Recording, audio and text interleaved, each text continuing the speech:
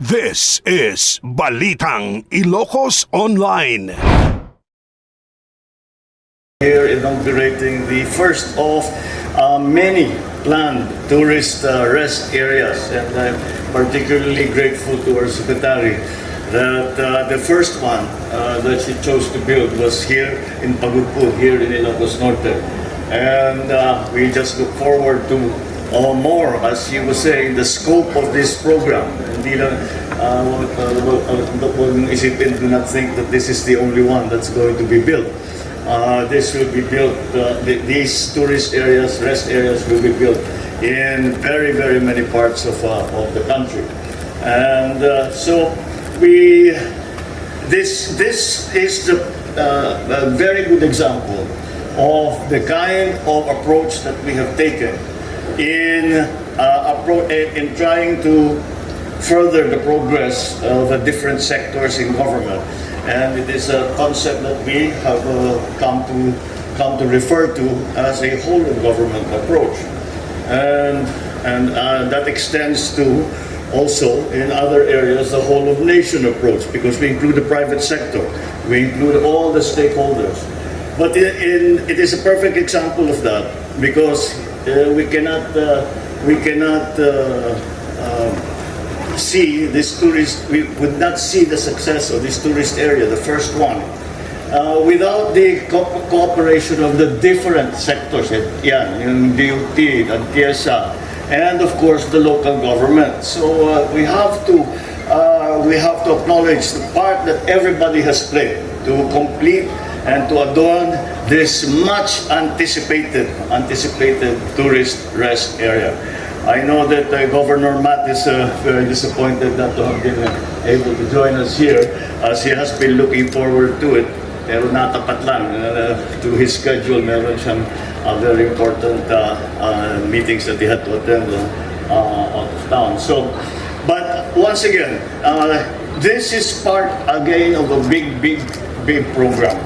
And one of the reasons, if you remember when I was governor here, it's concentrated on two things. I concentrated, number one, on agriculture, because we took a survey. 73% ng Ilocano, ang kanilang pinagkikitaan ay agrikultura. And I said, okay, agriculture, that is okay, that's basic, we have to attend to that. But I said, but I want people to make money. I want people to have a good living. And I said the easiest return is tourism. And that is why for a very long time, Ilocos Norte was the entry point for many tourists that were coming from abroad. And we were able to promote that. And eventually, this helped not only the province, but this helped the entire country. So now these facilities such as this will provide basic tourist services, amenities such as an information center to help our tourists navigate the beautiful sites that we offer in Ilocos Norte. We provide clean restrooms, charging stations, a lounge for our travelers to rest and recharge between while they are going around the province and going to the other destinations that they will go to.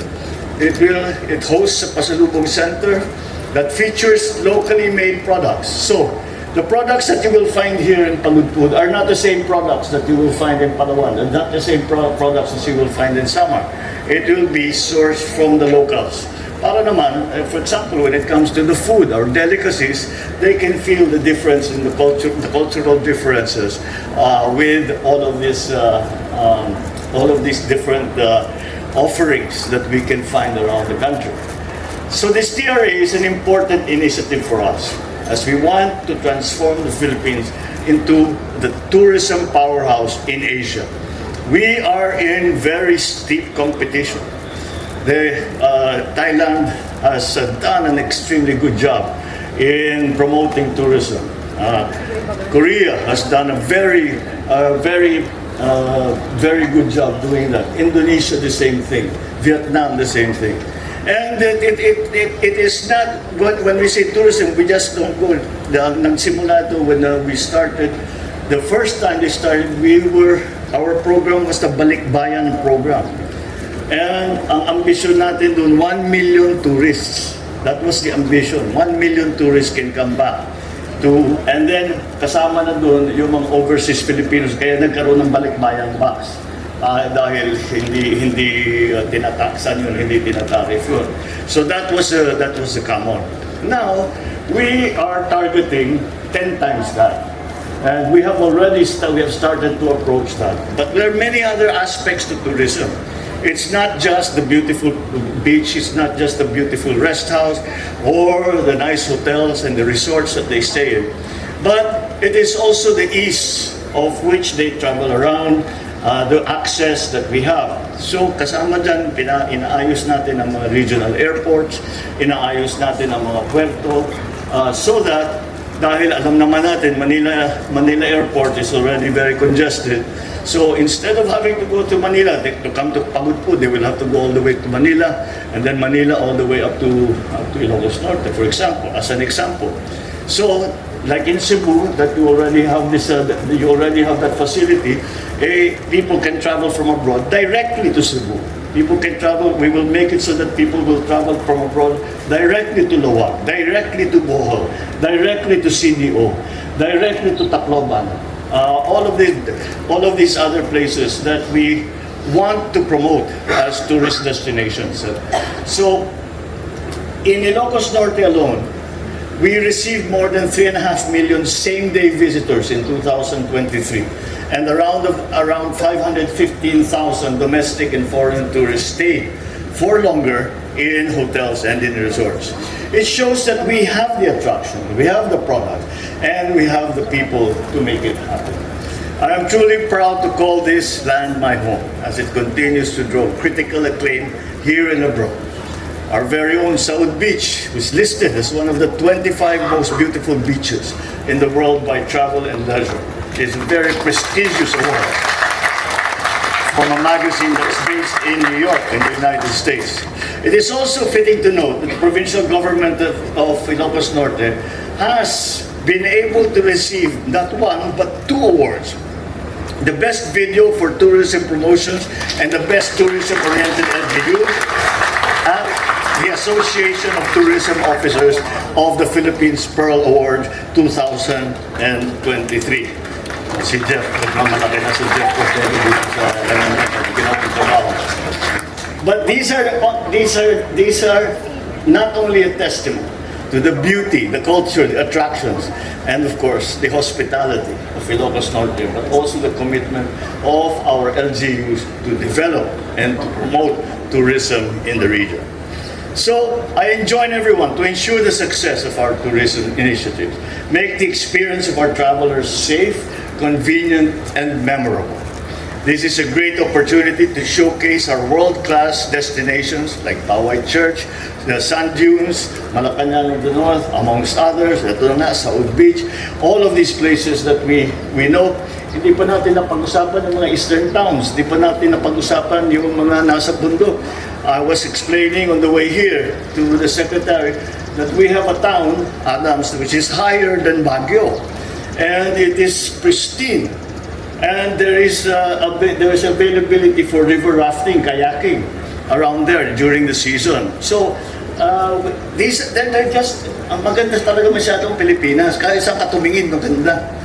Siguro yung mga city lang, so hindi kasing ganda. But once you leave the city, you see the real Philippines. There is no place in the Philippines that's that beautiful. So, yan ang puhunan natin. Let's take full advantage of that. We are now planning to, here in Region 1, planning to assess, to promote the various dive destinations naman. The provinces such as Pagudpud, Badok, and Curibao. And we could not have a better proponent for that than our Secretary, who comes from Cebu, one of the best, if not the best dive destinations in the world. And she herself is a diver, so she knows exactly how it's supposed to work. So, yan ang ipopromote pa natin. So, we encourage the continued engagement of LGUs, DOTR, DNR have also collaborated to safeguard, to conserve our protected areas, particularly the Calvario Patapat Natural Park. To preserve the honor, the cultural legacy of Ilocos Norte, We are currently developing the Ilocos and Pangasinan Regional Historical Trail. As we anticipate the influx of tourists in the area, we are building more facilities to accommodate more visitors here in our province. We started the construction of the Ilocos Norte Transportation Hub in February of this year. Once completed in 2025, we anticipate that the intermodal terminal will ease traffic control, connect transportation modes seamlessly. Not only that, we are now pursuing the development of the Luwag International Airport. The expansion of its runway and rehabilitation of the passenger terminal building will allow the airport to accommodate bigger aircraft and bring in more tourists to this region. We have released funds for the construction of new bridges in the Pansian Viaduct along Manila North Road. We expect that this project will provide protection to our people traversing that road. All these projects are geared to expand not only tourism, but the broader development of the countryside that follows a strong tourism industry.